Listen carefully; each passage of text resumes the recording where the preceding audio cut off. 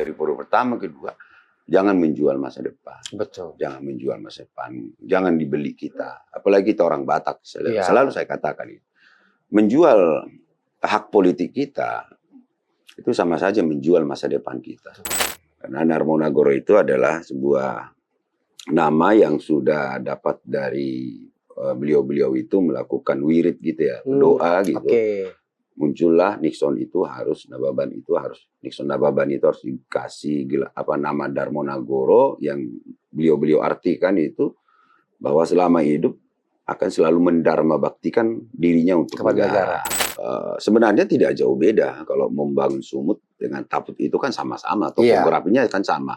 Hanya mungkin lebih besar. Ya, lebih besar. Yang kedua masalah kelautan sih ya.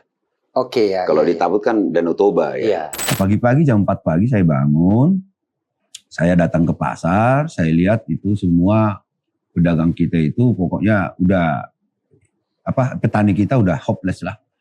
Akhirnya saya beli semua, saya borong.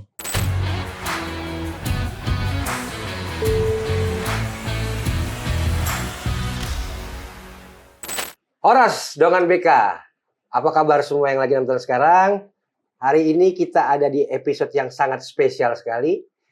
Saya Jupiter Fortissimo sangat merasa terhormat bisa ada di episode ini dan kita akan kedatangan dan berbincang-bincang ngobrol agak panjang nih, agak serius juga tentang perjalanan seorang tokoh saya bilang politik Indonesia yang saya kira semua orang kenal dia. Tapi untuk tanpa berlama-lama saya langsung sambut bintang tamu kita, narasumber kita. Kali ini Dr. Andes Nixon Nababan MS. Selamat datang Bang. Terima kasih. Iya, selamat bergabung di BK. Siap. Hari ini BK Batak Keren. Batak Keren. Kenapa sih kadang-kadang orang itu berpikir kayaknya Batak itu memang keren itu. Kenapa tuh kira-kira Bang? Mungkin ini kali ya, sikap orang Batak itu kan selalu straight to the point ya. Apa adanya ya. Kemudian gak ada dusta-dusta lah gitu ya. Betul. Apa yang diomongin ya itu keluar aja gitu ya. Jadi tapi terkadang itu bisa menyakitkan orang toh. Iya. Tapi jujur itu keren juga kan. Gimana cara untuk menarik ulurnya ya? Memposisikannya ya. Betul. Kadang-kadang kejujuran itu sangat menyakitkan. Iya. Dan bangsa kita banyak yang belum siap menerima kejujuran. Tapi terkadang lebih baik sakit sekarang daripada nanti di kemudian sakit gitu. Benar. Apalagi dikhianati ya. Ya, Bang Nixon. Ya. Supaya penonton bisa tahu semua nih, ya boleh kita mendengarkan sedikit latar belakang dari Bang Nixon ini, tapi versinya Abang nih, bukan versinya internet. Oh iya. Jadi kan secara jujur kita tahu siapakah Bang Nixon Nababan ini. Ya. Bisa dibilang ya saya seperti orang kebanyakan. Orang pada umumnya lah ya, lahir di sebuah kampung, Borong-Borong. Anak orang tua kita itu adalah guru ya, mama guru, bapak juga guru. Walaupun terakhirnya bapak itu bisa menjadi dosen Kopertis di Universitas Simalungun. Kita itu dari kecil itu ya sudah biasa hidup dengan kesusahan ya, walaupun di balik masa kecil kita itu ada juga bahagianya saat bertemu teman-teman, saat dibawa bapak kita ke air panas gitu, habis dari ladang dari mana gitu kerja, jadi dibawa kita minum teh manis, bagi 2, bagi 3 gitu kan, kemudian telur kita masak itu bisa bagi 4 orang gitu, bagi 3 orang gitu ya. Jadi hidup dari kecil itu udah hidup fighter, kita diajari untuk hidup survive. Yes. Gitu. Dari 7 kakak beradik, saya ini anak nomor 6. Jadi kuliah abang sama itok saya itu kita udah tiap hari berladang lah, beternak. Semua juga karena satu perempuan, urusan dapur juga kita sebagai laki harus bisa ya. Masak ya toh.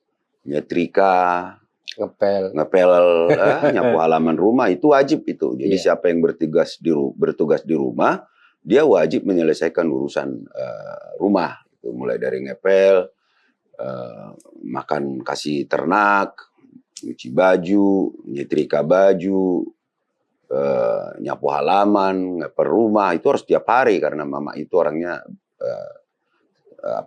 bersih itu, Disiplin juga disiplin juga ya. Itulah yang membentuk karakter kita. Kemudian juga tamat SMA, merantau kuliah, sempat di Medan 1 tahun. Di Medan 1 ya, tahun. di Universitas Medan Area. Kemudian transfer saya pindah ke Jogja. Jogja lah saya menyelesaikan kuliah saya di Sekolah Tinggi Pembangunan Masyarakat Desa Yogyakarta. Tahun 96 tamat dari sana. Tapi dari kecil sebenarnya bakat leadership udah ada nggak sih Bang Nixon? Ini kan tadi berapa saudara? 7 ya? 7. Anak ke-6. Hampir bontot dong berarti. Hampir ya. Bontot. Tapi emang dari sekolah, dari kuliah pernah ikut organisasi atau memang udah kelihatan gue itu calon pemimpin nih atau akan bergerak di dunia pemerintahan atau politik, bagaimana? Enggak sih ya, tapi biasanya saya dalam waktu kecil itu sudah terbiasa memang jadi pusat teman-teman untuk diajak berkumpul. Misalnya main bola, mainan anak-anak itu biasanya saya jadi leadernya lah seperti itu. Ya, dan selalu bisa memberikan problem solving lah pada teman-teman. Nah, setelah kuliah hanya ikut organisasi yang organisasi kepemudaan, tidak organisasi yang eksternal, hanya di internal aja. Karena pesan orang tua, jangan masuk organisasi, nanti malah telat kamu kuliah. Gitu kan, jangan terlalu sibuk dengan organisasi, ya, gitu ya. Gitu. Memang pernah ya, saya umur 4 tahun, ini dia. Liturgi pertama lah itu ya, liturgi pertama, itu bapak saya itu sudah membeli baju saya, baju untuk liturgi itu model baju camat, baju bupati, yang putih-putih pakai topi gitu. Itu saya masih ingat betul itu 4 atau 5 tahun itu. Itu dari kecil dia itu dari gitu. Iya, dibeli bapak itu baju kebesaran si orang kepala daerah itu. Nah itu ya. Jadi mungkin bapak sudah punya ini kali ya. Udah punya mimpi, punya insting nih kayaknya anakku. Mungkin suatu saat akan jadi pemimpin ya. Nah, 2 periode jadi Bupati Taput. Benar ya Pak ya? Iya. Gimana itu ceritanya, latar belakangnya? Awalnya memang melihat kondisi Tapan Utara ya, yang pembangunan infrastruktur jalan jembatannya, pendidikannya, kesehatannya gitu ya. Ada keinginan kita untuk mengembangkan itu, memperbaiki itu, menyempurnakan yang sudah ada, yang dilakukan oleh para bupati sebelumnya, gimana agar lebih baik kan gitu ya, berkelanjutan seperti itu.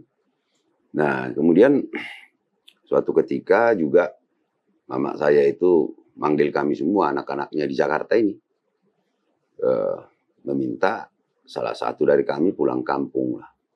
Iya. Karena memang saya sudah aktif setelah kerja, aktif di organisasi partai politik. Oh itu di Jakarta ya? Ya, akhirnya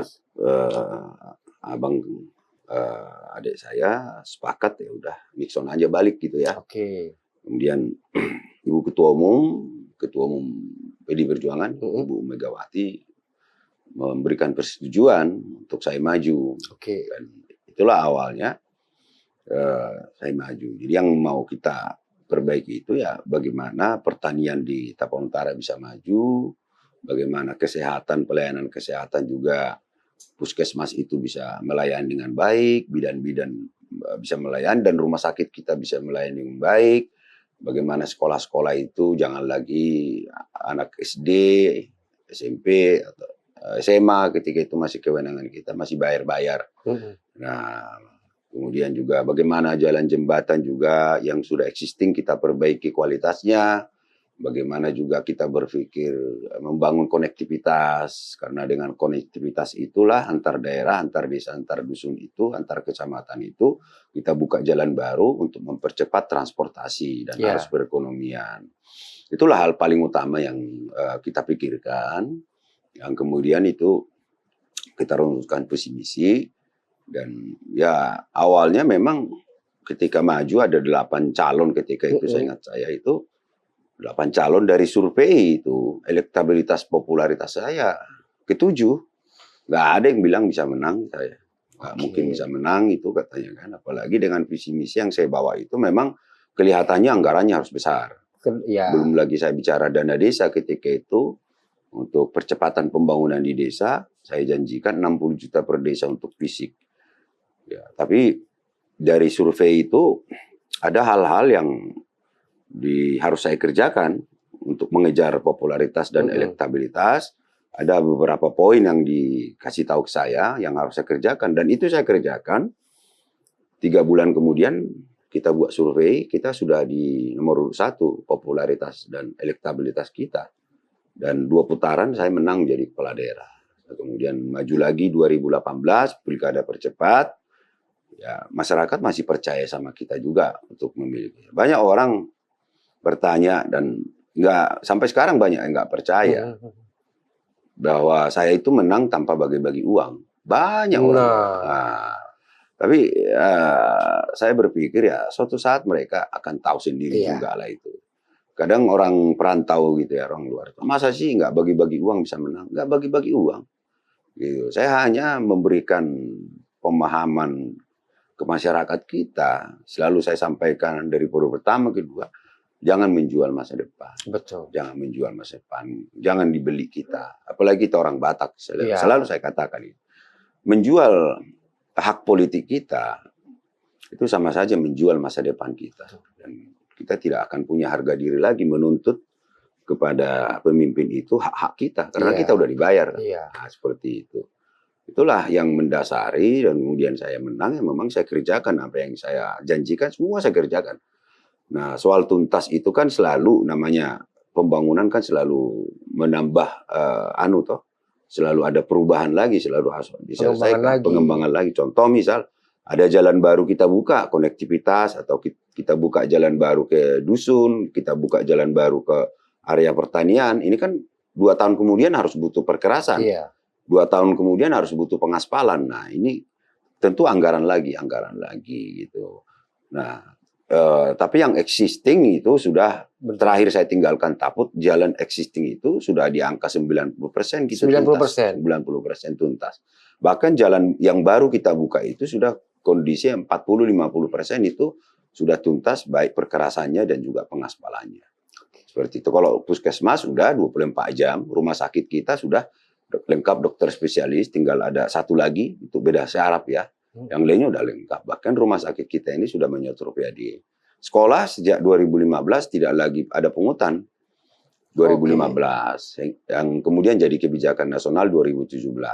Jadi gitu. Jadi dimulai dari Taput tuh ya? Ya, kita sudah kerjakan itu. Saya sudah bebaskan pungutan di sekolah SD, SMP, SMA. Negeri tapi ya. Ya negeri. Gitu. Nah, yang saya janjikan semua saya kerjakan. Dikerjakan semua. Iya. Berarti periodenya dari 2014 ke 2018, 2018 sampai 2024. Ya. 2024. Berarti 2 periode udah dilewatin dan sudah 90% lah ya dikerjakan semua apa janji-janji. Ya. Oke. Terus tapi sebelum masuk jadi bupati dulu itu berkarir kita supaya ada yang kali ada yang mau masuk politik nih Bang.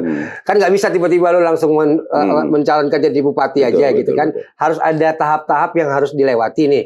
Nah, berkarir bermulanya di partai politik itu gimana Bang caranya supaya dia bisa misalkan saya nih, gue pengen nih, kan teman-teman saya artis banyak yang jadi-jadi tuh.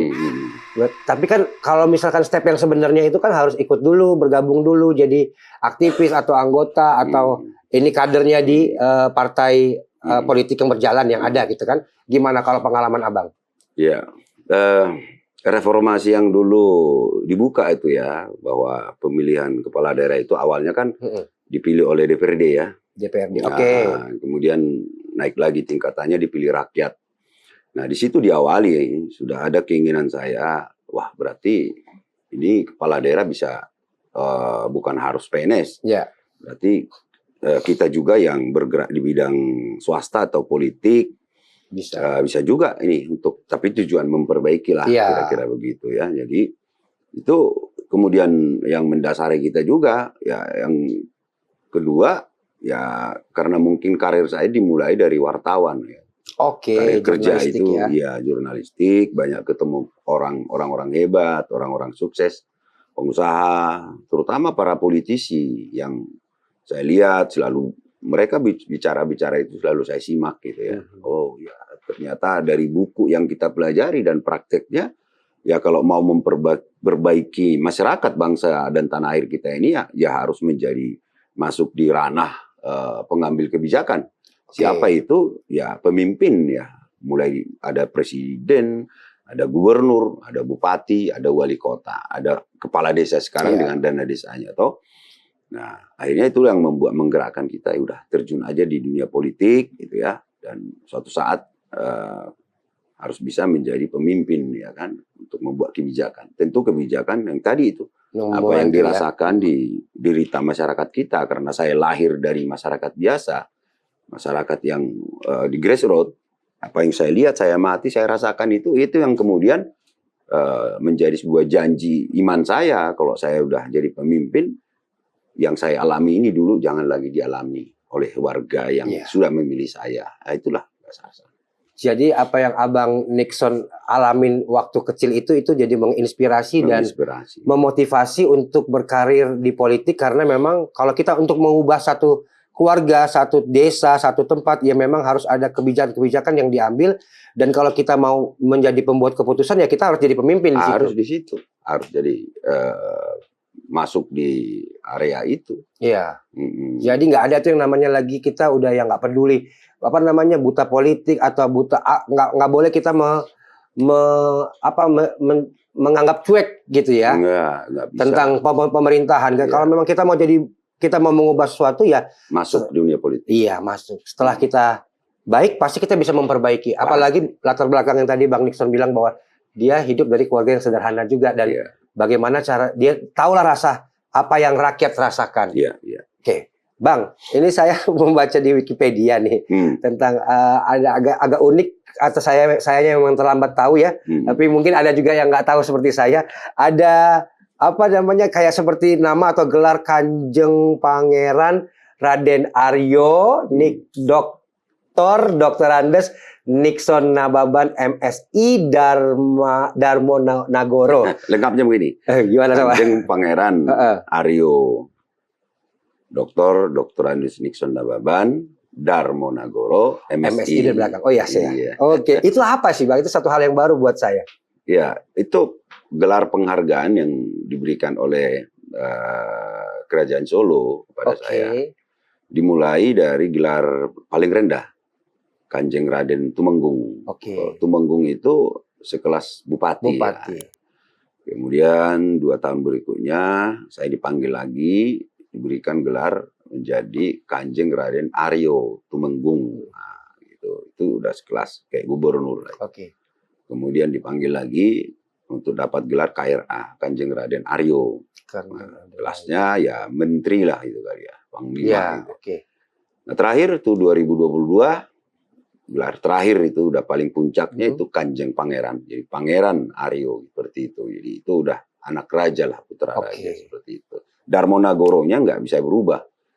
Karena Darmo Nagoro itu adalah sebuah nama yang sudah dapat dari beliau-beliau itu melakukan wirid gitu ya, doa gitu.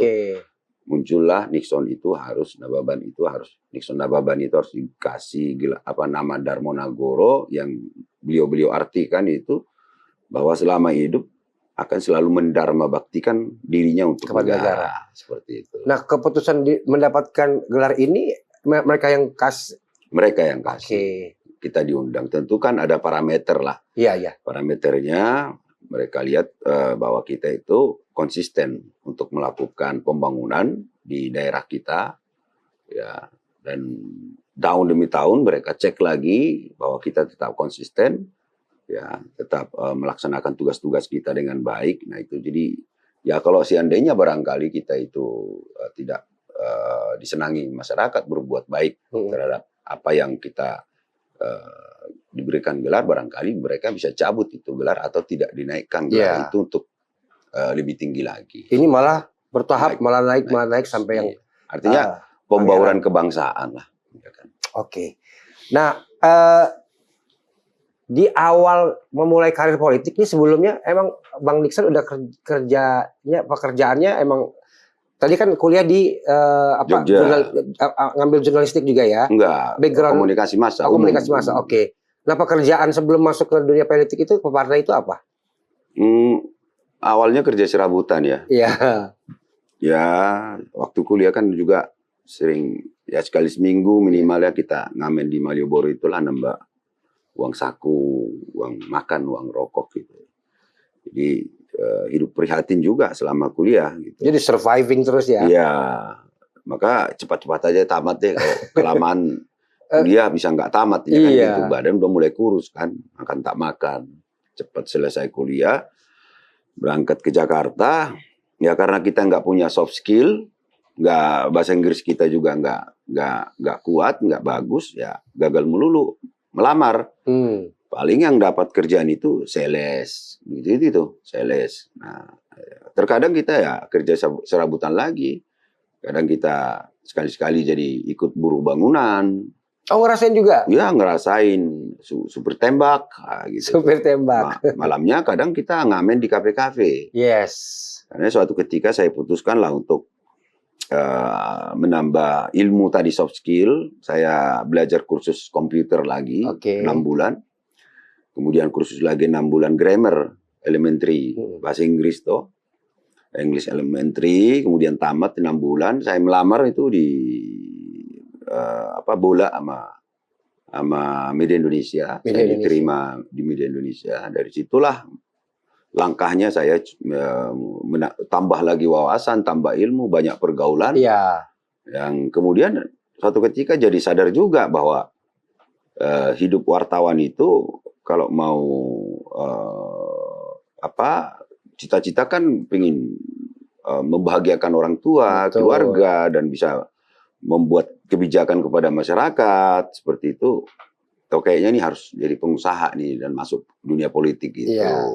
Akhirnya masuk lagi ke dunia usaha, berbisnis, kemudian masuk organisasi politik. Dari situlah kemudian menjadi cita-cita kita bisa untuk membuat kebijakan untuk rakyat, membangun Tapal Utara itu satu persatu bisa kita kerjakan seperti itu. Sangat menarik nih Bang, bilang tadi sempat ngamen. Nah, dicontekan saya juga katanya emang pernah ngamen. Nah, ngamen itu pas di Jogja. Emang hobi nyanyi berarti ya? Enggak sebenarnya. Oh, nggak hobi nyanyi? Bukan, kalau hobi berarti apa ya? Jadi seniman ya, seniman tulen ya. Iya. Ya bernyanyi itu hanya sekedar apa ya? Ya konsumsi pribadi doang. Kumpul sama teman gitu ya. Nah ini kan karena kondisi hidup aja. Karena kondisi tersempit akhirnya ya udahlah ngamen. Apalagi kan kalau di Jogja itu kan bebas ya, maksudnya mereka kota seni ya. Jadi kalau sekali ngamen berapa dapat duitnya Bang? Nggak dikasih, karena di pinggir jalan toh. Kalau yang di kafe pernah? Kalau di kafe pernah. Oh itu dikasih per tampil per bulan per naik gitu ya? Sekali naik dia zaman saya itu dulu 75.000 itu. Idi, trio loh. Trio bagi 3 orang. Bagi 3. Cilin dapat 25.000. Iya. Zaman itu masih harga uang paling tinggi 20.000. 20.000 berarti itu tahun 90-an ya? Ya, tahun 96 lah. 96 ya. 96. Nah, itu apa namanya? Kalau kita lagi nyanyi begitu dikasih saweran 20.000 udah harga 100.000 sekarang. Iya. Udah bisa lah itu ya buat jajan-jajan 3 hari. Iya gitu. Jadi kalau di Jogja itu kita malam minggu kita lagi nggak punya uang, kita lagi bantuin. Ada kebetulan teman saya di situ, Margasi Mamora, dia dagang di Malioboro itu. Kalau lagi saya datang gitu, kalau lagi rame usahanya saya bantu-bantuin, nggak ngamen. Tapi kalau lagi sepi ya sadar diri juga, ambil gitar udah. Kita lihat aja tuh yang pada makan di situ kan, kalau ada muka Batak kita lihat udah pasti itu. Oh ini nih orang Batak. Udah nyanyiin lagu Batak aja, salah-salah gitarnya kemana gitu, suara kita kemana. Kita kadang sama teman-teman juga ada sampai 3-4 orang nyanyi gitu. Ya dapat 20.000 udah selamat kita makan 2 hari itu. Ya itulah sebenarnya hidup itu yang kemudian juga setelah lama kelamaan jadinya bernyanyi itu juga saya pahami. Dan dinikmati akhirnya. Dinikmati jadinya. gitu. Jadi bisa solo di mana kita bisa kuat di mana suara 3 juga masuknya gitu. Itu yang membentuk juga sehingga makin lama juga keahlian kita bernyanyi makin terasa juga. Betul. Nah, kalau boleh tahu nih lagu favorit Abang dulu tuh apa? Atau yang sekarang deh, lagu favorit. Kata habis ini mau rekaman kan? Iya. Bocoran. Ya, apa lagu favorit Abang Nixon? Lagu favorit kita itu sekarang ya, waktu kampanye-kampanye itu dulu sering saya nyanyikan. Tapasada Marohata, yang kedua Ajari Ma'au, gitu. Itu yang paling favorit. Yang kalau lagu rohani paling favorit buat saya, dan kalau lagi galau, kalau lagi kita banyak pikiran, lelah, datang kepada Tuhan. Iya, itu selalu saya putar lagu Tiada yang mustahil bagi Tuhan, dan hidup ini adalah kesempatan. Baiklah. Nah, Bang Nixon ini adalah, kan ada 2 jenis manusia, perintis dan pewaris.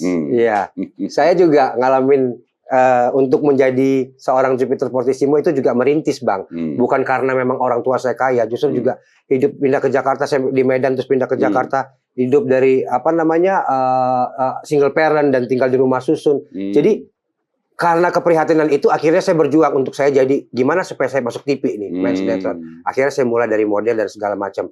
Nah, berarti Abang ini termasuk bukan pewaris ya, perintis ya buat hidupnya sendiri. Perintis buat dan nanti mungkin bisa mewariskan buat anak-anak. Bagus tuh. Perintis dan pewaris. Iya, sekarang kan banyak pewaris ya. Bener. Instan ya. Jadi seenaknya dewe. Nah, kalau pewaris tapi dia mau merintis sesuatu yang baru, walaupun dia dapat privilege nggak apa-apa.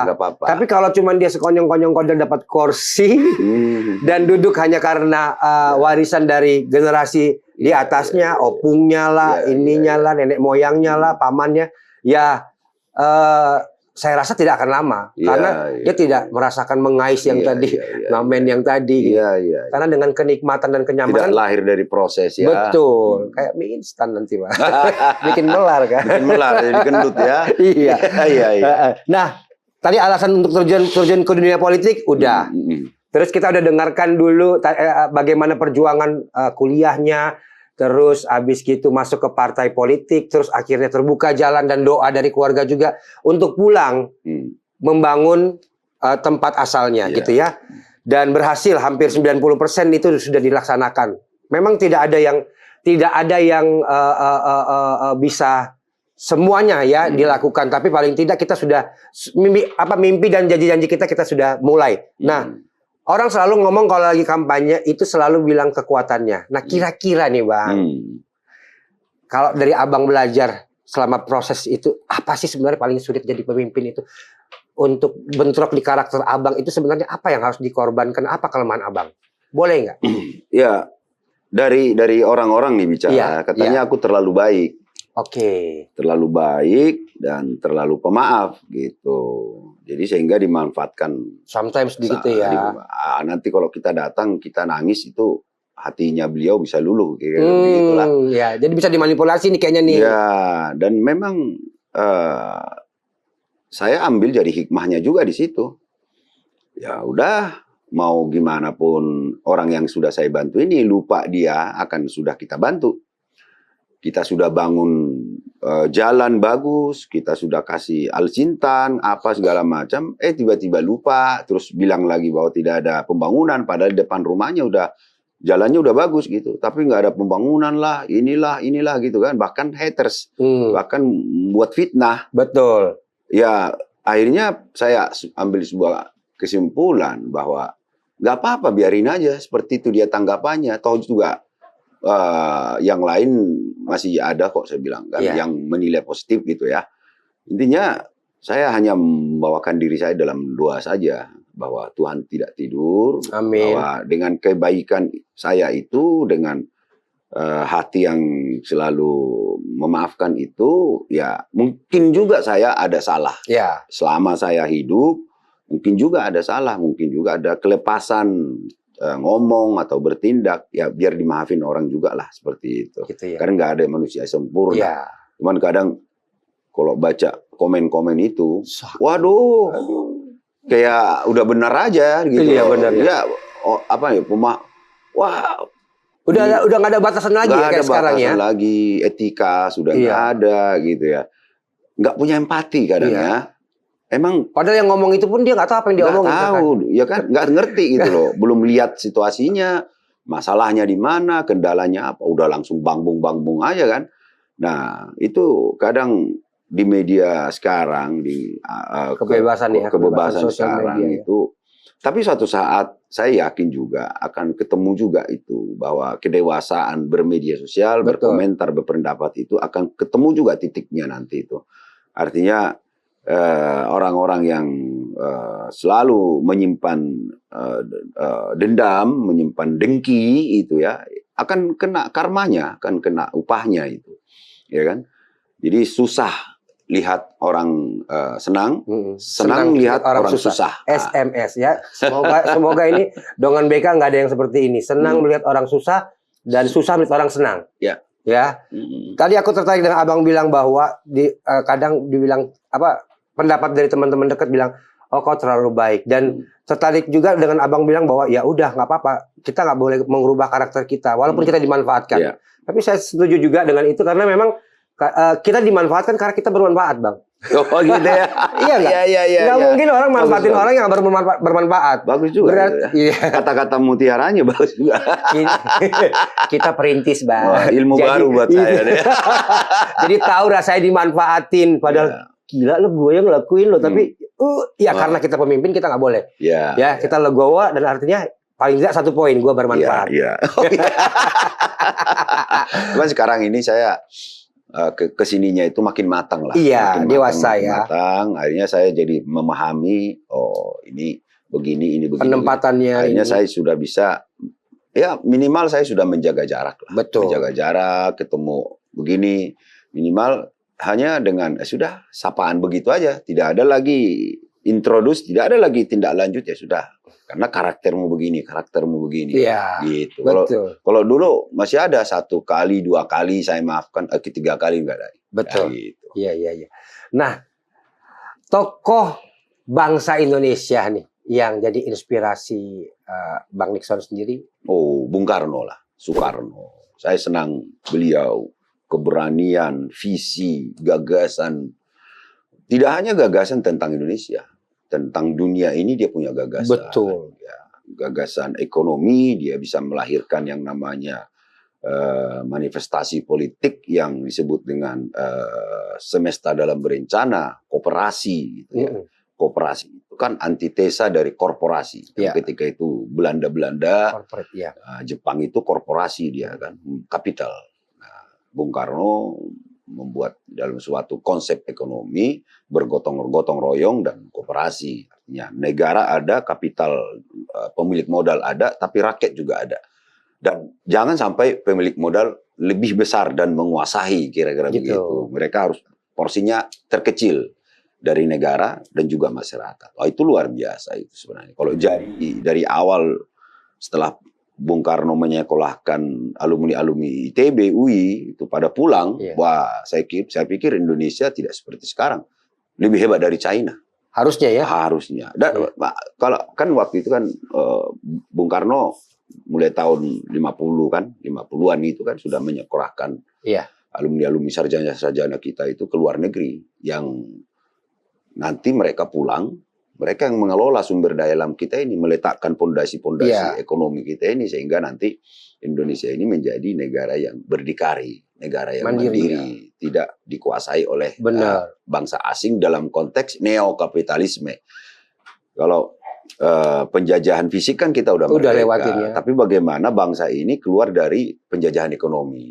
Jadi kita bangsa yang mandiri, yang kalau bisa Indonesia menjadi bangsa eksportir keluar. Jangan malah kita yang importir. Padahal kita kan kaya sekali. Kaya, raw material kan ada di kita semua. Gitu. Mau buat laptop aja, raw materialnya dari kita. Jadi dari kita kasih ke sana terus kita beli lagi.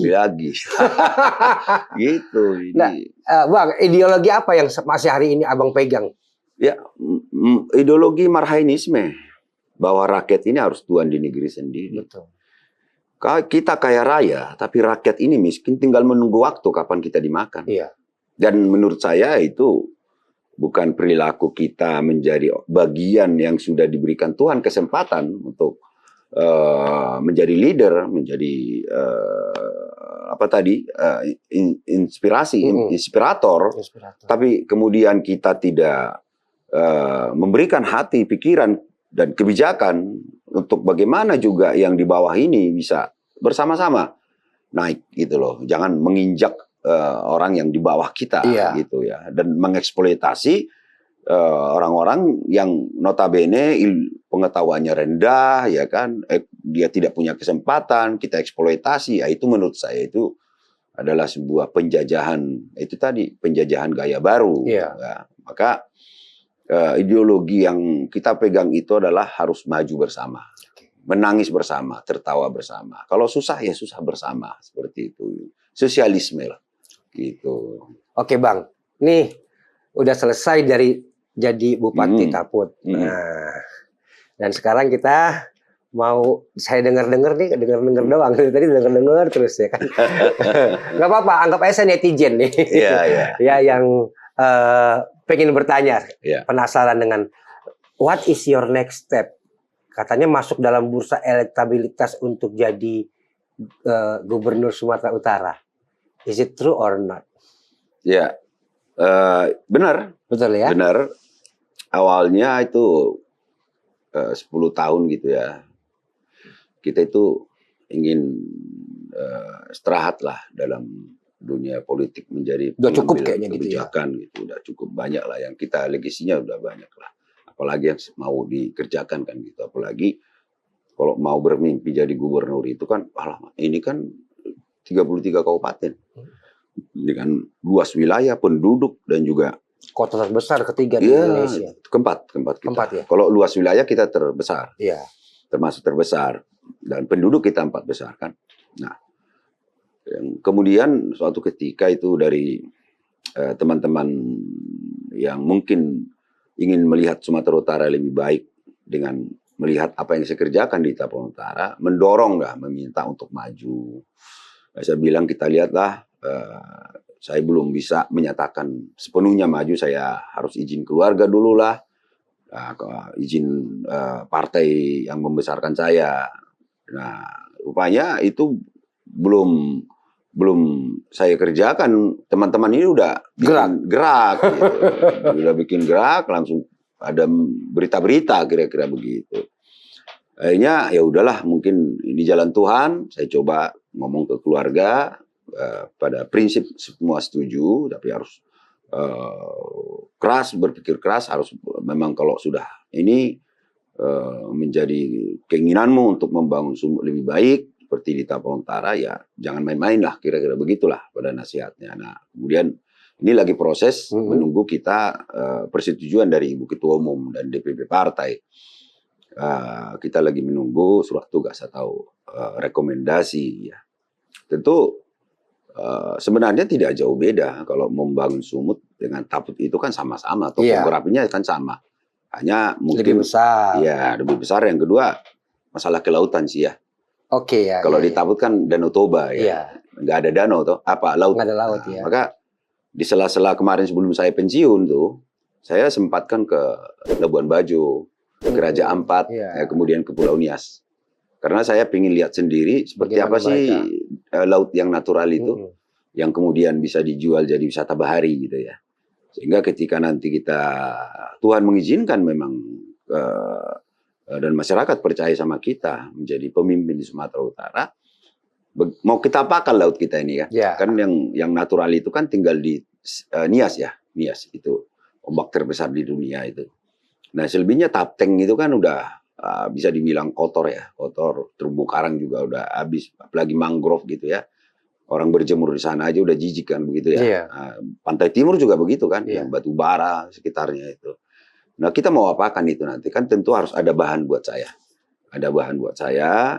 Ya, intinya nggak mau konyol juga kalau kita memang mau maju, kita harus perhitungkan semuanya semua, dan kita harus kaya akan melihat itu apa harus ada selain kita yang sudah kita kerjakan itu kita sudah paham betul, tapi yang belum kita pahami betul kan kita harus belajar. Kita harus dalami.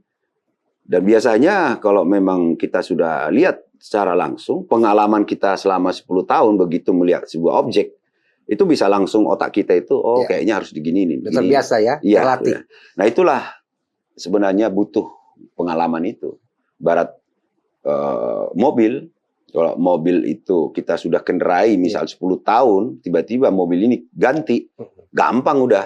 Hanya ditunjukkan, oh ini untuk setirnya, ini untuk ini, untuk ini. Desainnya, ini iya, udah gampang aja ngejalaninnya. Karena udah terbiasa. Udah terbiasa.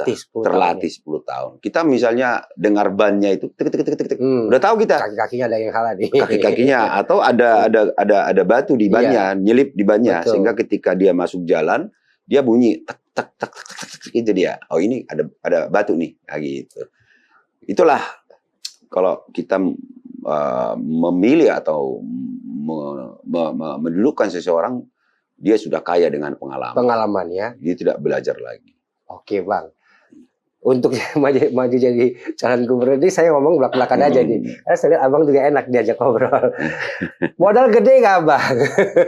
Besar nggak nih untuk bisa jadi calon gubernur nih? Karena saya juga ya saya lumayan tahu lah waktu Ahok dulu mau jadi apa, saya temenan sama dia. Jadi saya juga teman-teman saya yang di partai politik. Nah, untuk jadi calon gubernur ini yang pertama modalnya gede gak Bang?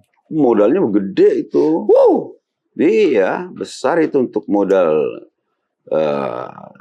menjadi bupati, wali kota, ya modalnya besar. Apalagi kelas gubernur, ya. Tapi harus kembali kepada prinsip kita, ya. Modal sebesar apapun, tapi kalau kita tidak punya gagasan ide dan tidak tahu cara menempatkannya di mana, ya belum tentu juga bisa menang. Bisa berhasil ya. Nah, tapi modal kecil bahkan tidak punya apa-apa pun, ya kan? Tapi dia punya niat tulus, niat baik, masih ada Tuhan. Diridhoi oleh Tuhan yang Maha Kuasa. Tuhan kan nggak bisa kita bohongi dong. Yes. Karena hati kita dia tahu tujuan kita sebenarnya ngapain sih, kan gitu ya. Nggak ada lawan kalau udah Tuhan sama kita mah. Betul. Ya kan? Siapapun itu bisa kita hadapi. Saya kan udah main 2013. Yang saya hadapi kan waktu itu maju saya kan incumbent. Masih aktif juga ya? Gitu. Nah, artinya di situ makin menambah keyakinan kita bahwa kalau kita memang niat tulus, ada gagasan ide yang mau kita buat, pasti seluruh alam semesta. Bahkan Tuhan sekalipun akan ada bersama kita. Betul. Wah itulah menjadi modal kalau memang sudah dapat rekom dan kepercayaan dari Ibu Ketua Umum dan DPP Partai, modal terbesar saya hanya itu. Itu keyakinannya. Keyakinan saya. Tiada yang mustahil bagi Tuhan. Betul. Seperti itu. Ada tertulis tuh Bang, di Yesaya 22 ayat 22. Sebab apa yang telah dibuka oleh Tuhan tidak ada yang bisa menutup. Tapi apa yang sudah ditutup sama Tuhan tidak ada yang bisa membuka. Amin. Ya, jadi kita punya keyakinan nih, Abang begitu nanti Tuhan buka, nggak ada yang mustahil walaupun incumbent. Ini kayaknya kira-kira nih pertarungan politiknya ini untuk kan apa namanya calon selain Abang, nah calon berikutnya yang akan bertanding dengan Abang ini kira-kira kans Abang bagaimana? Ya kalau kita lihat si petanya, ini sepertinya head to head ini. Nggak mungkin 3 calon karena kalau kita lihat berita yang sebelah itu kan sudah semua partai ke dia toh, minus PDI Perjuangan, PKS, kalau nggak salah ini ya, minus itu. Dia di sana kan maka disebut dia partai gemuk, ya, partai gendut katanya kan. Nah di kita hanya tinggal PDI Perjuangan dan PKS. Sepertinya ini head to head. Seperti ini head to head ya. Tapi optimis terus lah. Optimis. Aduh, udah 10 tahun loh, udah 10 tahun punya pengalaman itu. Itu yang akan membuat si Abang akan terus kuat. Nah, oke, kita agak reda sedikit. Kita mau ngobrol, mau tanyain nih Bang tentang apa namanya ini gempa yang tahun 2023 di Taput ya. Kurang lebih ada 33 gempa susulan pada saat menjadi bupati di Taput. Langkah-langkah apa yang Abang lakukan waktu itu? Oh iya itu pengalaman pengalaman guru terbaik ya. Saya nggak pernah belajar di studi, nggak pernah kuliah tentang penanganan gempa. Itulah pengalaman saya menangani gempa. Di ketika itu biasanya kan jam 2 pagi saya habis menerima tamu. Kayak kalau di Taput itu tamu itu sampai jam 2 pagi bergiliran. Nah, jam 2 pagi selesai tamu pulang, saya cuci muka nih. Cuci muka. Biasanya anak paling bungsu saya itu selalu saya peluk-peluk baru saya tidur kan. Pas saya peluk-peluk tuh, gempanya tuh gede banget. Memang daerah kita rawan gempa. Berapa skala Richter waktu itu? 7 lebih. Wow, Nah, biasanya gempa itu hanya tretek gitu aja. Itu udah biasa. Kita hidup dengan gempa itu udah biasa di Tapang Utara itu kan. Tapi ini gempanya gede ini, segede waktu tahun 86. Gempa yang menghancurkan pasar Tarutung itu. Roboh semua, bangunan semua roboh. Begitu gempa mati listrik, hujan lagi. Wah, kita berhamburan dari rumah, sinyal nggak ada, listrik mati. Itu di depan rumah, di teras itu kita, bukan di teras, takut juga roboh. Kita pakai payung aja di luar tuh, pakai payung. Udah sama anak-anak, sama istri gitu. Udah pada semua kayak perang dunia ketiga lah kali itu. Nah, kemudian di situ saya berdoa. Tuhan, segala sesuatu Tuhan yang tahu. Dan Tuhan pasti memberikan apa yang harus saya kerjakan. Dan langsung kayak ada nyuruh gitu loh. Nyuruh, lihat dulu rumah sakit gitu. Saya ke rumah sakit. Nah, ada ajudan, ada sapol nemani saya. Istri saya bilang, udah kalian di mobil ya. Saya bilang, kalau masih gempa, udah kabur ke Siborong-Borong. Udah gitu aja. Habis itu langsung ke Medan atau Jakarta. Udah saya kasih instruksi. Nah, kemudian saya ke rumah sakit. Nah, pas mau ke rumah sakit itu ada kamar, lewatin kamar mayat di situ. Oh, di situ pas ada nangis-nangis tuh. Rupanya ada yang kena jantung. Oke, karena kena jantung, gempa bukan itu. gempa, kena jantung, serangan jantung, meninggal. Nah, saya mampir sebentar, ada, mohon maaf juga di situ ada mayat satu lagi. Saya tanya, Satpol PP, mana petugas di sini? Nah, datanglah yang Kemalangan. Enggak ada Pak Bupati, bla bla bla. Saya perintahkan Satpol PP, kamu lari, cariin. Karena kebetulan di rumah sakit itu kita udah bangun perumahan dokter. Untung kita bangun tahun 2020 itu. Jadi bisa evakuasi ke situ atau enggak? Dokternya kan bisa dipanggil dekat ya. karena ada perumahannya di belakang rumah sakit. Yes. Coba kalau mereka mungkin tidak ada perumahan di situ, aduh, runyam kita. Nah, itu kita bangun perumahannya 2019-2020 waktu pandemi Covid itu. Sehingga pelayanan bisa cepat. Akhirnya pada datang saya panggil, saya bilangin sama mereka, dimandikan ini segera ini, gitu kan. Otopsi apa semua selesaikan hari ini, saya bilang. Saya jalan lagi tuh. Nah, disitulah di rumah sakit itu pada keluar semua orang, nggak ada lagi di dalam. Nah, yang paling menyentuh saya ada 2 di situ. Bayi yang baru lahir loh, bayi yang baru lahir sama yang lagi hamil mau melahirkan, semua pada keluar toh. Dievakuasi itu. Evakuasi, yang dievakuasi juga orang yang sudah ketakutan, bidan, itu. Mantri, suster itu kan ketakutan juga semua kan. Ada yang telepon ini apa, dibiarin hujan datang. Kalau ini saya biarkan tetap dalam kondisi hujan, kasihan juga ini semua nih. Akhirnya datang lagi tuh perintah ke otak saya ini. Cari tempat lah katanya gitu kan, yang bisa evakuasi. Saya panggil direktur rumah sakit. Perintahkan dulu semua nih Satpol PP. Di mana gedung yang setelah kan gempa itu kecenderungan akan makin agak turun. Tapi susulannya banyak ya? Ya, susulan sampai 3 hari, 5 hari itu. Cari gedung yang tidak satu pun asbes atau apa ada roboh. Dapatlah ruang sidang mereka, ruang rapat itu dapat di situ yang nggak roboh. Nah, saya perintahkan semua nih. Satpol udah pada datang. Yang bantuin, ada dari polisi pada datang juga, ada TNI juga karena mereka tahu saya di mana. Pak Dandim ikut saya juga dia, Kapolres terakhirnya datang juga dia. Semua taruh semua yang ibu-ibu yang melahirkan, yang mau melahirkan, yang udah lama melahirkan 3 bulan tapi masih pakai ICU gitu, bawa semua ke sana, agak dia agak tanjakan gini toh, naik ke gedung itu ada ya kurang lebih 50 meter lah. Rupanya kuncinya dibawa tukang gedung kuncinya itu rumahnya jauh. Nggak bisa masuk. Kan handphone nggak bisa dihubungi. Ya udah, semua pada sibuk, nggak ada lagi karena sudah saking saya kasihan banget gitu ya. Saya tinju lah ini kacanya ini, des gitu ya. Biar bisa masuk. Pecah lah kan, biar bisa dibuka. Kena sayat lah, darah itu. Sayat, ya udah masuk semua. Begitu masuk semua, datang susulan. Ini kan ada pendapat-pendapat yang saya dengar di belakang saya. Aduh gila nih bupati ini, gimana kalau roboh pada mati nih semua orang. Nah, gitu kan? Tapi ya, dengan doa sekali lagi saya berdoa kepada Tuhan. Ya, tolonglah Tuhan jangan sampai roboh ini gedung. Karena kalau roboh kan puluhan bayi sama ibu sama ini di dalam itu kan. Nah, di situ ada tuh Pak, saya balik lagi udah Pak suruh pasang tenda lah gitu. Tiba-tiba ada dibawa pegawai Satpol PP dia bertugas di posko kantornya.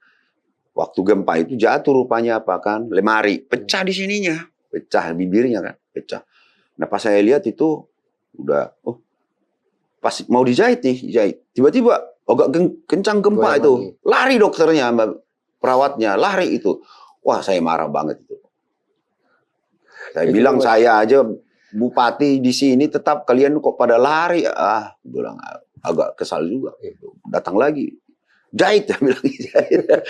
Nah, jam 5 pagi itu. Tiba-tiba nih ada info, ada ruko berapa di Pahai kebakar, korsleting. Nah, ribut warga kan, pemadam lah, bla bla bla kan gitu tuh. Udah ada sinyal lagi itu, bikin TikTok lah, pada live. Jadi mereka pada live bukan nolong. Iya. Nggak nolongin korban-korban atau yang paling penting live dulu. Yang ikut nyiramin biar padam, enggak pada live. Aduh. Nah, udah gitu. Akhirnya ke sana saya, gitu. Nah, saya temui itu warga itu yang, ya Pak Bupati, pemadamnya bla bla bla. Ya, saya juga agak kesal juga. Emang pemadam nggak manusia biasa, saya bilang. Orang yang bertugas di pemadam kebakaran kan kalau udah malam gitu kan hanya 2-3 orang yang kan. Apalagi gempa, pada kabur kan semua. Sinyal juga nggak ada. Jadi telat pemadam. Tapi ngobatin kegelisahan mereka, saya perintahkanlah Pak Dandim, Pak Kapolres, tolong sama Kadis PU, datangkan alat berat, bersihkan semua puing-puing ini, angkut semua, besok mulai dibangun ruko ini semua.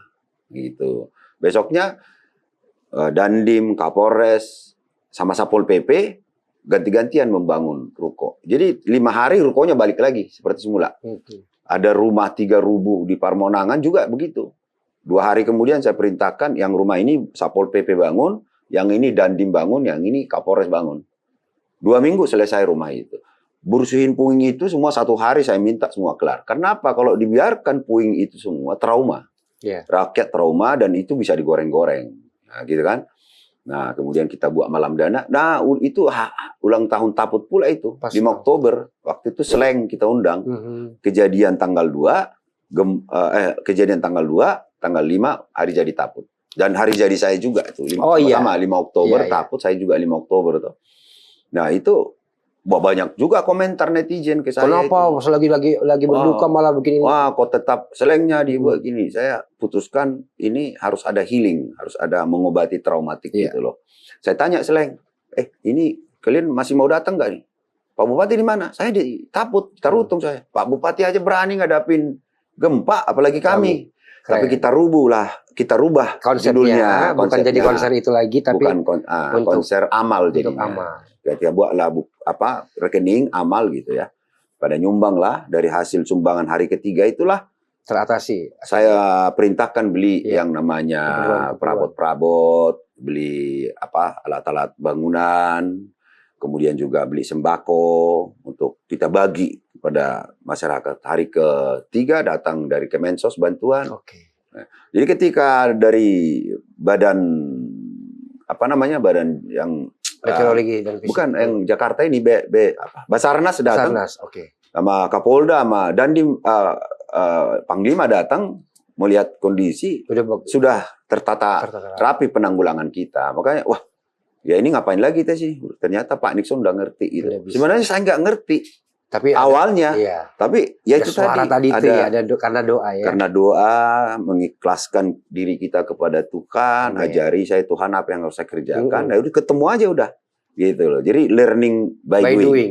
Dan itu pelajaran yang berharga buat saya Iya. menangani gempa. Gempa tadi udah Bang. Iya. Ini ternyata dalam masa jabatan Abang dulu menjadi bupati itu juga ngalamin yang namanya ini seluruh dunia sih ngalamin. Tapi gimana cara Abang menanganin COVID-19 itu gimana tuh Bang? Bisa ceritain nggak di Tapot itu apa yang Abang rasakan dan apa yang Abang lakukan? Iya, iya.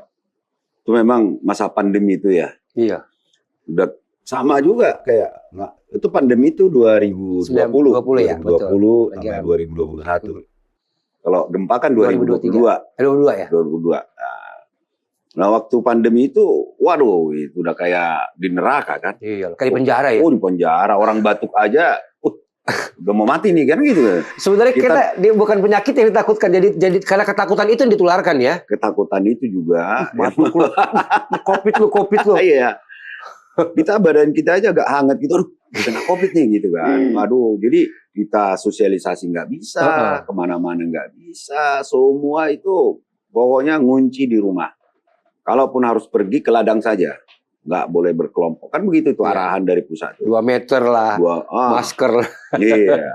Dan akhirnya kan bagaimana penanganan COVID kan harus kita pikirin tuh. Jadi dari pusat itu, pemerintah pusat kan hanya garis besarnya. Iya. Garis besarnya kita harus selanjutnya menerjemahkan di daerah. Seperti apa yang harus kita kerjakan. Dan memang begitu terjadi lockdown segala macam di Taput itu, yang dua saya pikirin bagaimana menyelamatkan kesehatan masyarakat. Yang kedua bagaimana membantu masyarakat ini jangan sampai tidak makan. Itu yang paling penting. Ya, nah yang pertama tadi menyelamatkan keselamatan masyarakat kan waktu itu kan bagaimana disinfektan itu ya, alkohol disinfektan itu sama masker pengadaannya harus cepat kita, sama imun. Jadi untuk imunisasi kan kita dapat banyak masukan kan. Di Taput kan banyak jahe ya, jahe sama telur gitu ya, telur ayam kampung. Nah itu kita beli semua dari pasar, dari pajak gitu ya, masak. Jadi kita buat dapur umum, masak jahe, masak telur. Kita bagi, kepala desa datang ambil, bagi ke warganya gitu. Yang kedua masker. Masker itu yang namanya tukang jahit, BLK itu saya perintahkan semua tukang jahit sama BLK bahannya kain, semua kain borong gitu kan. Kainnya kurang. Oh, akhirnya ada ide lagi, ulos. Nah, jaring ya itu ya. Ulos bata itu, ulos bata itu semua kita beli nih dari petenun kita. Kita kasih ke BLK, kasih tukang jahit buat jadi masker. Akhirnya kan petani hidup, petenun ulos hidup kan gitu. Tukang jahit intinya tidak semua sendi-sendi pergerakan ekonomi kita menjadi mati. Gitu. Akhirnya semua lengkap masker. Gitu. Nah alkohol nih kita ke rumah sakit alkohol udah habis. Nah, kemudian ke apa itu namanya apotek nggak ada lagi. Akhirnya saya tanya nih ke dinas, saya panggil rapat dengan jarak gitulah. Ada yang Zoom gitu kan. Gimana nih alkohol kita? Nggak ada lagi Pak. Apa bahan petani kita yang bisa jadi alkohol? Gitu. Datanglah dinas tenaga kerja waktu itu, Pak, kalau nanas katanya. Berapa kadarnya? Bisa sampai 90% Pak Bupati. Ya sudah, beli nanas semua. Kan kita ada petani nanas kan di Sepautar kan, banyak gitu. Nah, beli semua nanas, masukkan di BLK, kemudian proses dia jadi alkohol. Alkohol itu ternyata alkoholnya gila. Saya lihat sendiri kan. Saya lihat sendiri. Jadi kita tuangkan dikit, kita taruh api, cus gitu dia. 90 sekian persen lah kadar alkoholnya. Begitu ini udah masukkan ke tangki. TNI Polri ada tangki pemadamnya, kita juga ada tangki pemadam, kita ada 5 itu, semua isi, semprot semua rumah warga. Semprot semua rumah warga. Alkoholnya dari situ. Nah rumah sakit, secepatnya saya lakukan itu pembelian alat untuk Itu ya, tes ini ya. Tes semua. Jadi sehingga kita rujukan kedua ada Malik dan Rumah Sakit Tarutung. Oke. Itu jadi rujukan di Sumatera Utara untuk penanganan COVID. Nah, itulah prestasinya gitu. Nah, sehingga kita ketika itu dapat juara 3 nasional. Juara 3 nasional ya. Iya, penanganan COVID. Penanganan COVID ya. Nah, saya sampai 2 kali itu kena COVID. Oh, sempat ya? Iya, COVID pertama waktu kita ke kunjungan di desa untuk memasang PLN listrik, menyalakan listrik, kena COVID saya di sana karena ngangkat tiang listrik di orang PLN-nya nggak bisa ngantar tiangnya. Nah di jembatannya punya tapteng, orang tapteng nggak kasih jembatannya, nanti roboh katanya. Akhirnya kami angkatin satu-satu tuh, ketaput tuh nyebrang tiangnya. Pulang dari situ kena COVID saya. Nah, yang kedua kunjungan kerja lagi itu ke perbatasan Tapsel, kan? Kelelahan saya memang. Itu COVID terakhir itu, yang kita kayak kebawa mimpi. Oh, yang meriang. Oh, lihat hantu, lihat ini. Halu. Kita mau bisa ngomong sama hantu bisa. Kena lagi ya saya itu. Jadi 2 kali karena kelelahan gitu. Nah, di penanganan ekonomi juga kita kerjakan tadi, UMKM semua kita berdayakan untuk penanganan COVID. Saya sampai 2 kali ke pasar. Kan saya dengar info dan jadi viral juga gitu waktu itu. Viralnya apa? Rupanya ada yang buat-buat di media sosial, ada petani kita ini nangis sampai buang sayurnya karena nggak laku. Ya siapa mau datang juga kan, di lockdown semua jalan, nggak boleh. Pedagang-pedagang juga kan harus dites dulu, PCR dulu baru bisa masuk pasar kan. Nah, semua pada nggak ada arus ekonomi. Nah pagi-pagi jam 4 pagi saya bangun, saya datang ke pasar, saya lihat itu semua pedagang kita itu pokoknya udah petani kita udah hopeless lah. Akhirnya saya beli semua, saya borong. Saya borong. Kurang duitnya. kurang duitnya saya panggil tuh. Panggil semua kepala dinas lah saya bilang. Pada datang lah. Udah kita borong semua ini, saya bilang. Jadi saya tanya tuh, ini berapa nih biasanya dijual gitu kan? 50.000 satu apa sih namanya itu? Satu apa? Enggak, satu goni misalnya. Goninya ya. Sayur pahit misalnya 50.000 satu goni. Itu sengaja kita tambah jadi tambahan 50.000 biar dia ya minimal sampai bulan berikutnya bisa beli ikan lah, makan gitu ya. Kita tambahin. Pokoknya habis-habisan lah waktu itu. Nah, semua kita borong, kita kasih lagi ke masyarakat gitu loh. Kita bagi-bagi ke masyarakat. Sayur orang bertruk-truk. Iyalah. Ada sampai 20 truk mau diapain tuh? Ya udah bagi lagi ke masyarakat, umumkan tuh. Umumkan semua kepala desa bawa orgamu yang enggak dia punya lahan sayur atau apa bawa ke sini semua. Jadi ini kita sebar lagi semua. Nah itu jadi bisa tertangani dengan baik. Iya, tertangani dengan baik lah. Jadi terkadang itu dalam memimpin itu tidak hanya berpikir ada anggaran atau tidak. Betul. Kita harus siap berkantong pribadi. Yang saya sebut gotong royong. Kita nggak boleh ego. Kita mulai dari kita. Kalau kita udah letak uang kita untuk gotong royong kan cuma pada orang pasti ikutan. Pada ikut. Dan tidak ada bohong-bohongan. Ya. Kecuali kita cuma merintah doang, kita nggak ada keluar uang. Yang lain itu tipu-tipu tuh. Ya kan? Nah, harus konsepnya juga begitu. Pemimpinnya terus begitu. Nggak boleh pelit. Betul.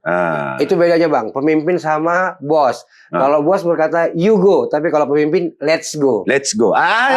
Ilmu baru lagi. Jadi pemimpin harus ikutan. Bahkan dia harus yang paling depan. Jadi kalau kita mimpin dengan omongan itu kadang-kadang agak sulit memimpin dengan teladan. Iya. Itu dan itu udah Abang lakukan ya. Tadi udah kita ke COVID udah, terus ke gempa juga udah. Ini saya juga mendapatkan berita catatan di sini bagaimana perasaan Abang saat mendapatkan WTP. Wajar tanpa pengecualian. Betul nggak saya? Iya, betul. Wajar tanpa pengecualian ini penghargaan apa dari itu? BPKRI, 10 Badan kali Pemeriksa berturut-turut Keuangan, dan juga dari Kemenkyu. Ini bagaimana kita mengelola anggaran kita itu tepat guna, tepat waktu, dan tepat sasaran. Betul. Tepat guna ya kita gunakan untuk masyarakat. Ya, nggak ada indikasi menambah kesejahteraan pegawai. Pegawai nambah TTP, dan menambah biaya belanja rutin. Nggak ada, justru kecenderungan biaya untuk ASN, pegawai sama bupati, wakil bupati justru cenderung karena setiap tahun saya lakukan rasionalisasi, refocusing. Kita tarik anggaran-anggaran yang cenderung silpa, kita kurangi anggaran-anggaran yang tidak menurut saya. Kalau sudah penting. 20 kali ke desa, ngapain lagi ditampung 20 kali, cukup 10 deh gitu kan. Karena ada tahapan, nggak mungkin dong keluar kota yang tahun lalu 10, masa ditampung lagi 10 kali. Udah cukuplah 3 kan kira-kira. Karena harus saya lakukan itu biar cukup anggaran bangun jalan. Beli alsintan untuk petani. Kalau nggak selesai ini persoalan mendasar. Nah, rasionalisasi, refocusing anggaran. Itu harus efektivitas anggaran. Itu kita kerjakan terus.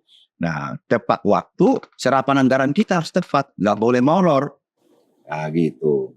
Nah, tepat sasaran itu tadi. Sasarannya kemana sesuai visi misi. Gitu. Ya kan? Intinya adalah, ada diatur di aturan itu adalah untuk meningkatkan kesejahteraan masyarakat.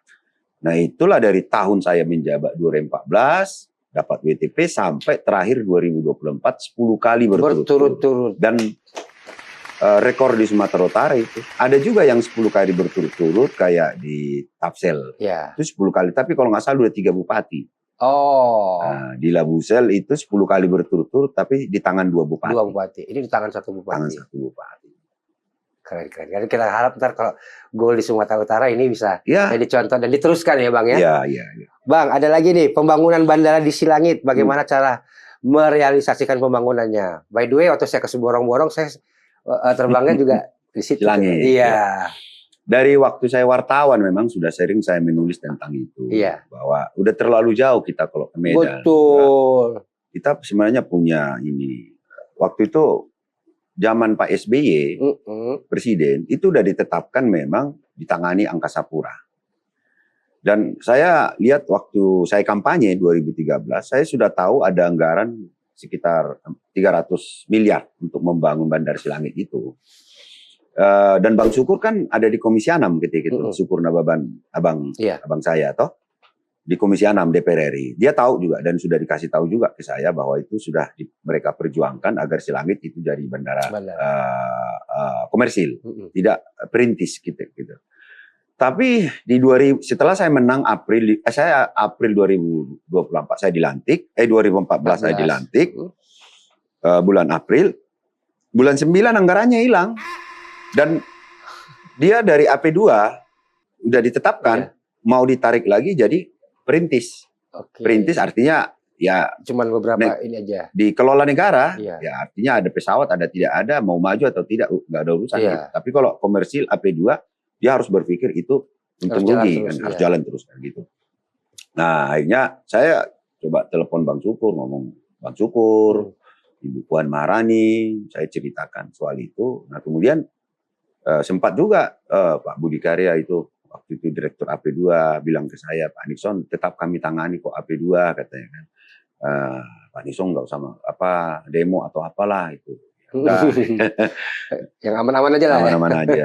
Nah akhirnya ketika itu kita dihadapkan kepada waktu itu Pak Presiden itu datang 2015, saya dipanggil ke ruangan Silangit itu sama Mas Pramono Anung, kita bertiga. Pak Presiden nanya itu gimana rupanya ini Silangit. Ya, ini kajiannya Pak Presiden. Jadi ada 3 kita buat kajian 3 bandara. Pinang Sori, Silangit, sama Sibisa. Dari kajian ini semua mengatakan Silangit elitisibel. Ya Presiden memutuskan panggil semua menteri, 2 rombongan ketika itu. Ya udah Silangit diputuskanlah itu. Direktur Garuda nih, katanya. Ada Direktur Dirut Garuda ada di situ. Bisa nggak Garuda mendarat bulan depan? Siap Pak Presiden, bisa. Dan 2 minggu kemudian saya dipanggil tuh sama Garuda, dari Garuda ke Jakarta nih. Saya masih ingat kantornya dekat istana itu. Saya datang ke sana, wah kita berantem. Garuda bilang nggak bisa mendarat pesawatnya. Saya bilang loh Bapak melawan perintah Presiden. Bapak Nixon kami ini go public, perusahaan go public.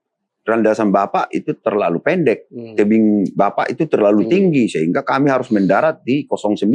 Nah, dikasih gambar ke saya.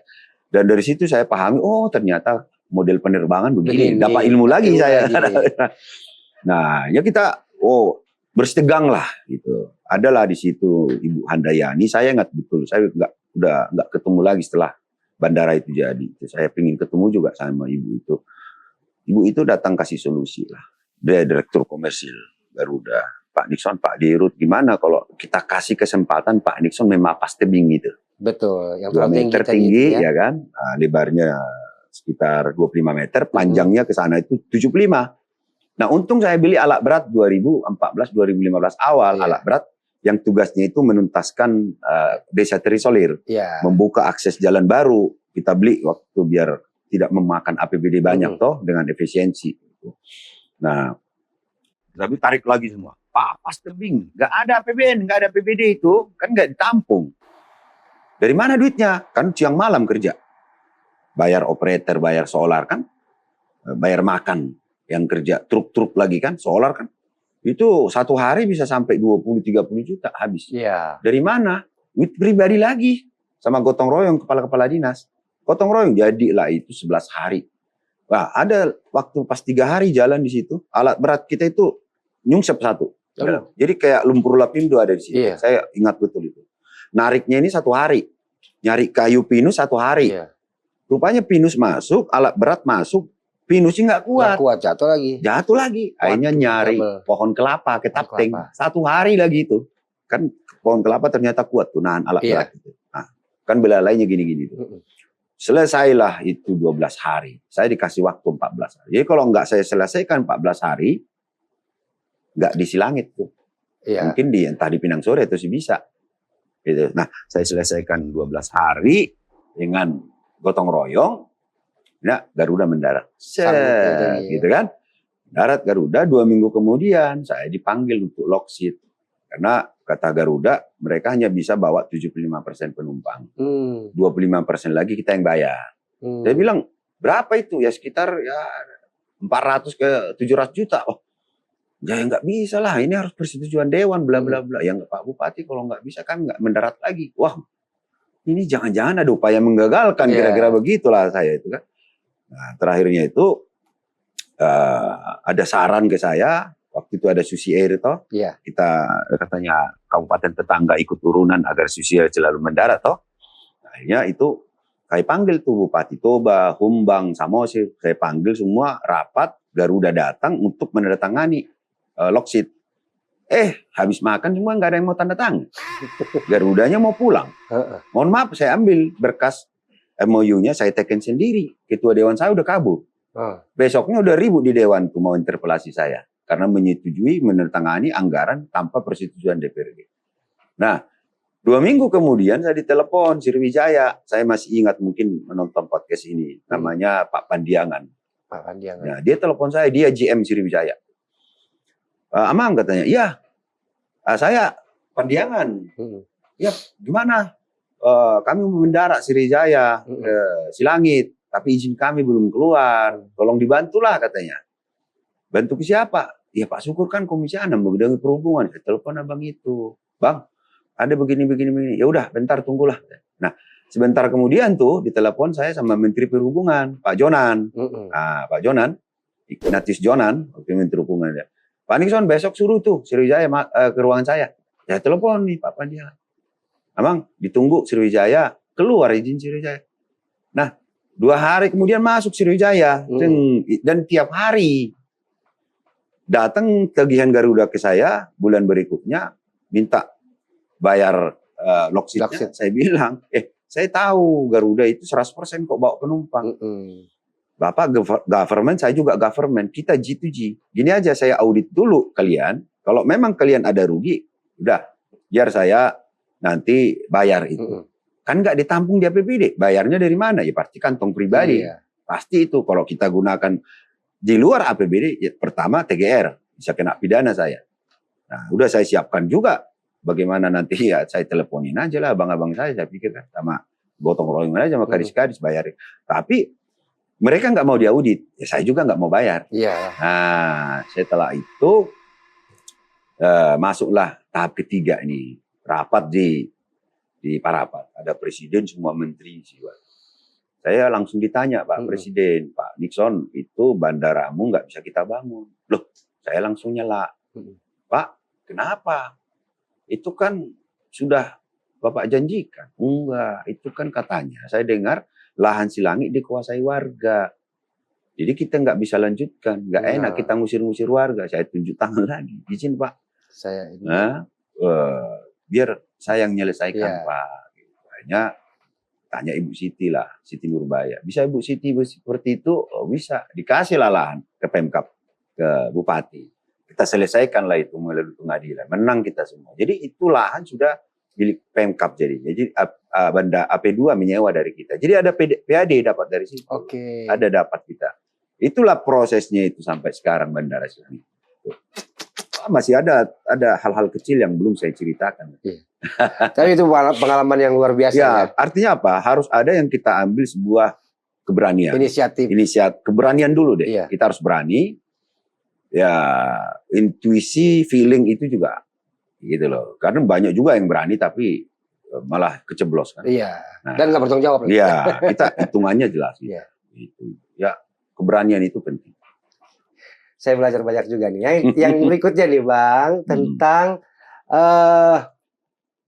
pada saat Abang memperjuangkan tanah adat Nagasaribu Siharbangan. Oh ya. Itu apa itu Bang? Jadi gini, kan banyak ya lahan-lahan hutan kita itu dikuasai oleh negara. Ya kalau misal oknum-oknum di pusat ini, kementerian ini, tetap berpikir bahwa hutan itu untuk kepentingan ekonomi masyarakat, kepentingan menjaga lingkungan, yang gak ada masalah. Tapi ketika di dalam ada oknum-oknum, apalagi dia jabatan strategis, memberikan hutan-hutan itu jadi konsesi milik swasta, yang mati rakyat kita. Makan dari mana? Orang lahannya nggak ada. Maka ketika itu kita diskusi dengan Aliansi Masyarakat Adat Nusantara, diskusi dengan KSPPM, sampai saya suruh mereka, kalian demo saya deh, biar saya enak bikin ininya, perdanya gitu. Buat kajian, itu kajiannya itu dasar hukumnya putusan MK, bukan undang-undang, bukan PP, bukan Perpres, putusan MK itu kita buat. Studinya di Padang sama Papua. Jadi Perda, begitu Perda saya buat peraturan bupatinya, kita usulkan, sudah kalau nggak salah sudah hampir 50.000 hektar ditaput hutan-hutan lindung itu statusnya sekarang tanah adat, tanah wilayah. Jadi hutan milik masyarakat komunal yang di situ, tapi tidak boleh merubah fungsi hutan. Jadi tidak lagi milik negara, milik Kementerian Hutan, tapi milik masyarakat. Jadi kita menjaga lingkungan tetap bertahan, menjaga hutan tetap lestari, dan juga masa depan masyarakat kita bisa pastikan mereka bisa tetap makan, cari uang dari hutan, hasil hutan. Keren. Itu tepuk tangan dulu. Yang nonton masih gigit jari, tepuk tangan. Ya, 10 tahun ini baru 10% doang mungkin yang kita dengar ceritanya. Ya, tapi paling enggak 10 tahun pengalaman itu sudah membuat Abang jadi mateng, dewasa dalam bertindak. Dan saya suka banget tadi waktu pembukaan dibilang bahwa saya punya nilai yang harus jujur. Karena memang kejujuran itu nggak bisa ditutup-tutupin, dan kebohongan juga tidak bisa selamanya tertutupi. Akan suatu saat tercium. Nah, ini saya berharap, saya percaya, kita berdoa sama-sama bahwa ini jadi modal untuk nanti niat baik untuk bisa mencalonkan jadi calon gubernur Sumatera Utara ya. Nah, udah siap modal tadi udah ya. Modal. Mental juga udah. Dengan 10 tahun perjalanan, modalnya nyali ya. Modalnya nyali, gagasan, ide dan karya. Betul. Tapi kalau emang Tuhan udah buka, nggak ada yang bisa tutup. Iya. Tapi kalau Tuhan udah tutup, nggak ada yang bisa buka. Yang penting berusaha dan udah doa, udah percaya. Tujuannya untuk membantu masyarakat, membangun masyarakat dengan kebijakan yang kita buat. Iya. Soalnya kalau kita jadi orang kaya juga belum bisa tentu kita membantu semua orang. Paling keluarga. Iya, tapi kalau kita jadi pejabat yang benar, kita bisa menghasilkan keputusan-keputusan, kebijakan-kebijakan yang bisa kepada mereka, dinikmati dan pro pada mereka. Yang terakhir, Pak, ya.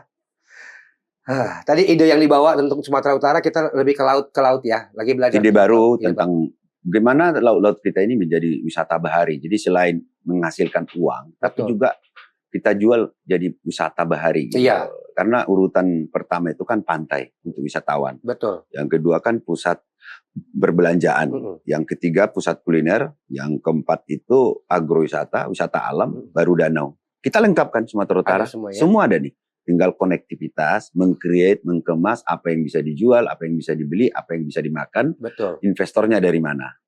Ya, kalau investornya kita ambil dari Rusia atau Australia, pasti kepecah. Di Bali kan mereka. Udah ada ya. Nah, berarti investor dari mana? Ya mungkin dari Inggris Raya lah, dari Eropa Timur gitu. Sehingga wisatawan dari situ full dia di Sumatera.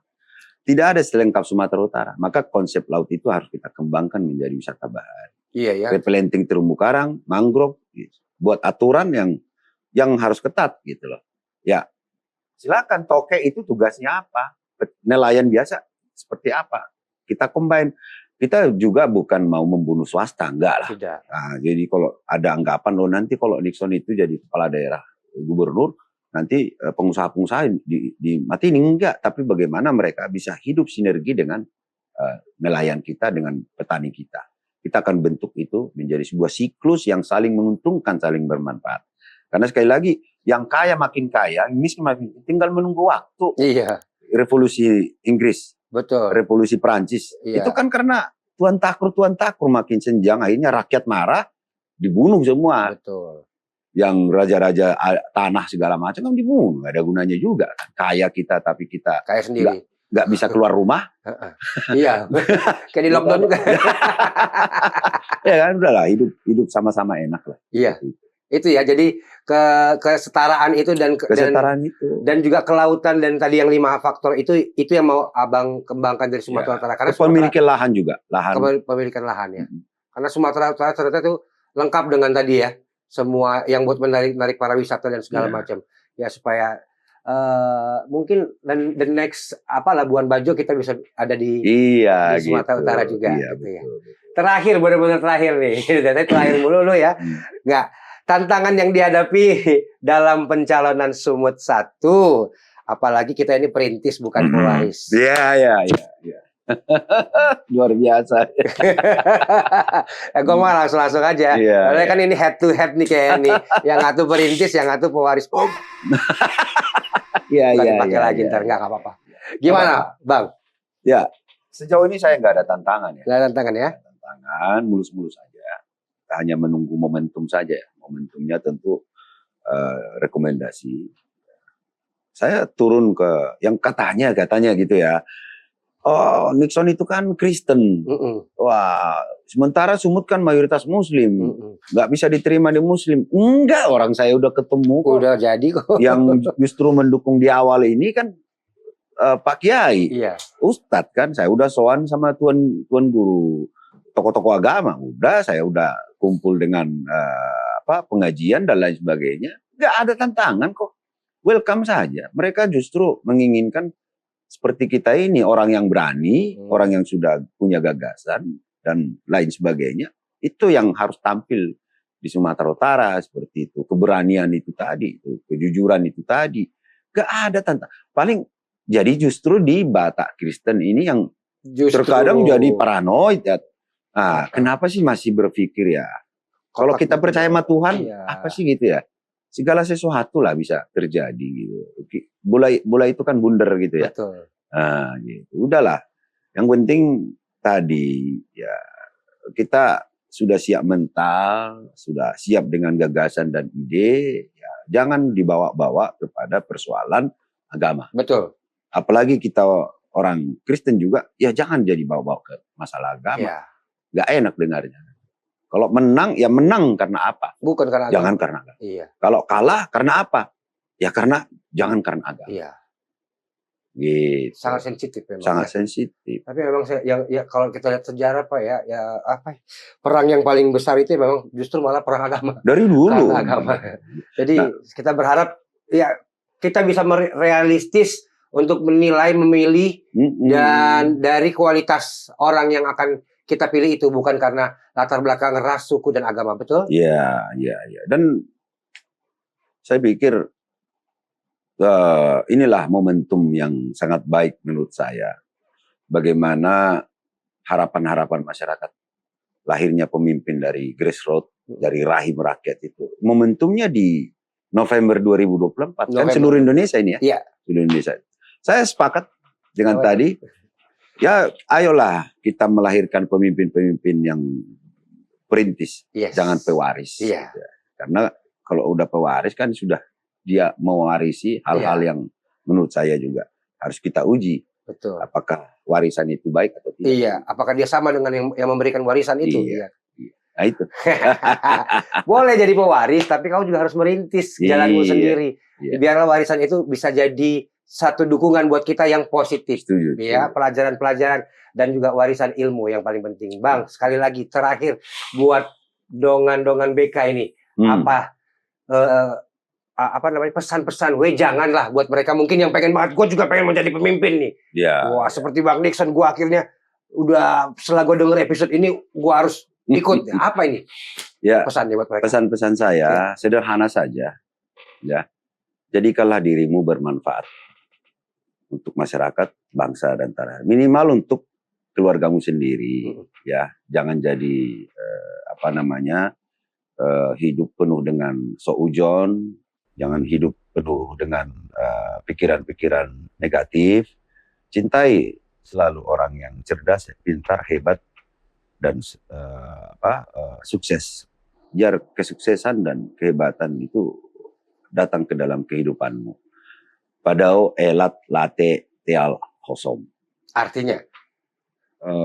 Jauhkan dari dirimu dan keluargamu sifat sirik, iri, dengki.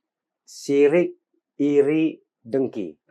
Sideng, sirik, irik, dengki. Iri, dengki. Bang, terima kasih atas kehadirannya. Terima kasih. Terima kasih juga Dongan BK yang sudah bersama-sama dengan kami. Jangan lupa diputar-putar terus nih episodenya. Nggak cuman sekali. Banyak banget ilmu, banyak dagingnya yang kita dengar dari sini ya.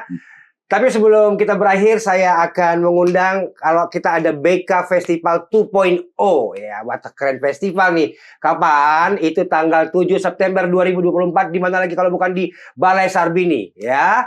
Kolaborasi Batak Keren ya dengan banyak banget penyanyi-penyanyi yang saya udah lihat itu udah ngintip-ngintip nih. Kayaknya posternya keren nih, tapi kok nggak ada MC-nya? MC-nya siapa ya? Beli tiket di tiketapsaja.com. Ada Liodra, ada Style Voice, ada Jun Munte, ada Maria Kalista, ada Maxima, ada SRF, ada Star Brother, dan ada Nata Leo Trio. Ya, ada saya nanti MC-nya. Ini gue booking nih. Nggak, pasti ada saya. Walaupun nggak jadi MC, saya datang. Abang datang nanti? Mudah-mudahan datang ya. Nanti kita bisa bernyanyi bersama-sama, bangsa Batak kita bersatu, dan kita bisa menikmati penampilan dari pengisi acara. Terima kasih udah bersama-sama dengan kami di BK. Sampai ketemu lagi di episode berikutnya. Saya Jupiter Fortissimo dan Bang Nixon. Nababan minta doa dan restunya buat kita mendukung Indonesia jadi maju lagi, khususnya Sumatera Utara. Ya, sampai ketemu. Dadah.